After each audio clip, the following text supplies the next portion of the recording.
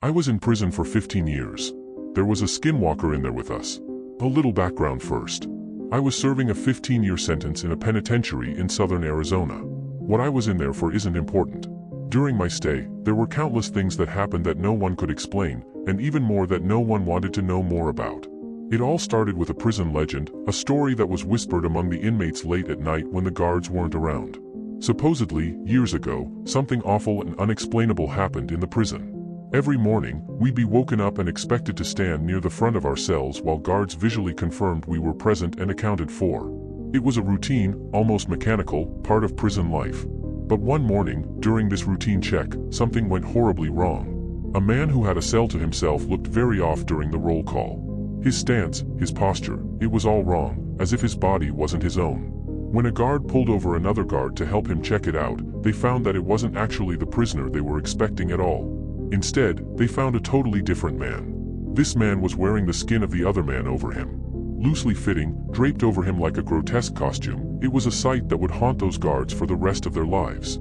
The scariest thing, though, was that the guy wearing the skin was not an inmate. He had no prison ID, no records, nothing. They had no idea how he even got into the prison, let alone into a locked cell. What's worse is that they couldn't even figure out who the hell he was. He wasn't documented anywhere, no fingerprints, no DNA match, nothing. And what's even worse than that? They never found the body of the man whose skin he was wearing. It was as if the real prisoner had simply vanished, leaving only his skin behind as some twisted calling card. Pretty grisly stuff, I know. And I realize that's not the go-to definition of a skinwalker, but that's what the prison called him. The skinwalker. It didn't help that the guy never talked, apparently. Just sat there in his cell, silent, until they finally shipped him off to a different facility. But that was enough to plant the seed of fear. From that moment on, the legend of the skinwalker spread through the prison like wildfire. It was a story that crawled under your skin, made your heart race a little faster every time you thought about it. I heard about the story on the second day of my stay. Hell of a story to hear in a place that was supposed to be your home for the foreseeable future. But it didn't end there. That guy might have been the skinwalker, but all he did in the long run was get an old lifer Navajo inmate to tell everyone about actual skinwalkers. It seemed like a lot of the prison culture actually revolved around them. The old Navajo guy, his name was Carl, was a sort of unofficial shaman among the inmates. He had a way of talking that made you believe every word he said, no matter how outlandish it seemed. And when he talked about skinwalkers, you could feel the temperature in the room drop a few degrees. Carl said that skinwalkers were tricky to point out on the spot, but if you managed to survive around one for more than a minute or two, you could tell the mannerisms were all off.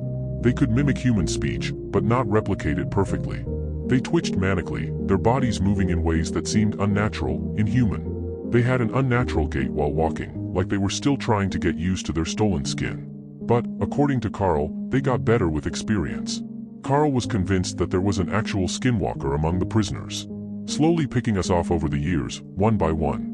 He called it the Grandmaster Skinwalker at one point. Apparently, he thought it had human mannerisms down so well that you might not even be able to tell if it was your cellmate for a day or two. It had to be good, he posited one night. A lesser skinwalker would jump at any opportunity for a kill.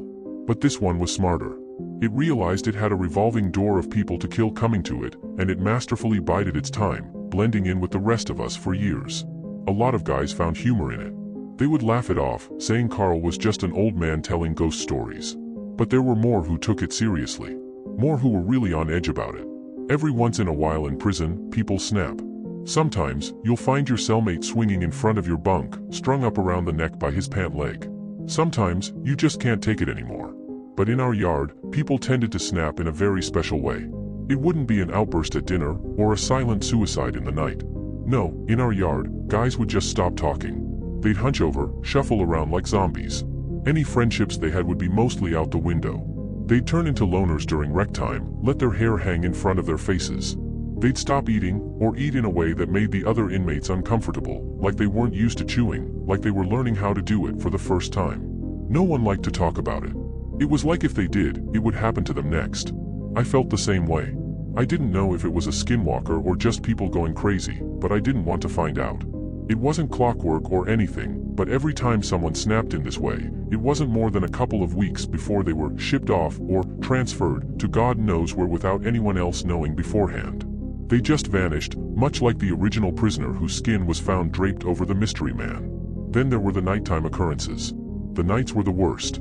The darkness seemed to bring out the prison's demons. Short, loud bursts of sound echoed through my cell block during all hours of the night on a regular basis. It sounded like a mix between a pig's dying squeals and nails on a chalkboard. Just another thing no one liked to talk about. Even scarier were the shadows and footsteps.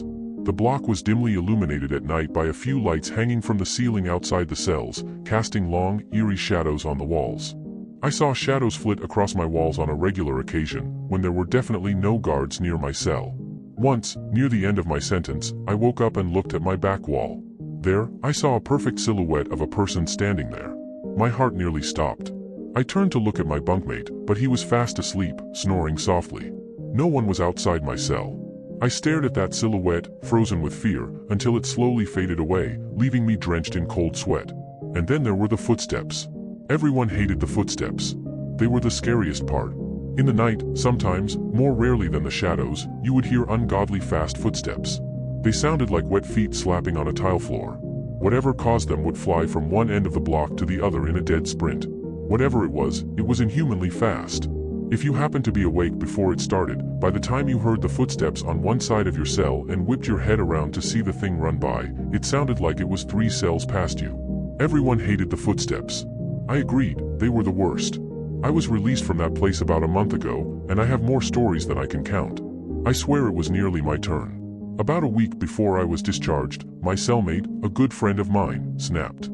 He stopped talking, started hunching over and shuffling around. His eyes, once sharp and aware, seemed to glaze over, losing their focus, as if he was looking through you rather than at you. I didn't sleep for an entire week. Well, I did sleep, of course, but never for more than a few minutes at a time. I never turned my back on him. The scariest thing? I woke up one night to him somehow snaking his body through the bars of our cell. For reference, I couldn't get anything past my shoulder through them. But there he was, his body contorted in a way that seemed impossible, sliding through the bars like a serpent. The worst part, though? He was coming back into our cell. On the day of my release, I didn't say a word to him. Just left. He seemed fine with it, so was I. I had made it through 15 years of prison fights, gang disputes, and for all I know, Skinwalker abductions. I left through the front gates, a free man. As I walked along the fence for the rec yard, I spotted my cellmate, standing off on his own, like he had for the last week or so. I shook my head, not even really sure if it was him anymore. Something about the way he moved, the way he stood, it was all wrong. I took one last look over the yard, this time from the other side of the fence. I wish I hadn't.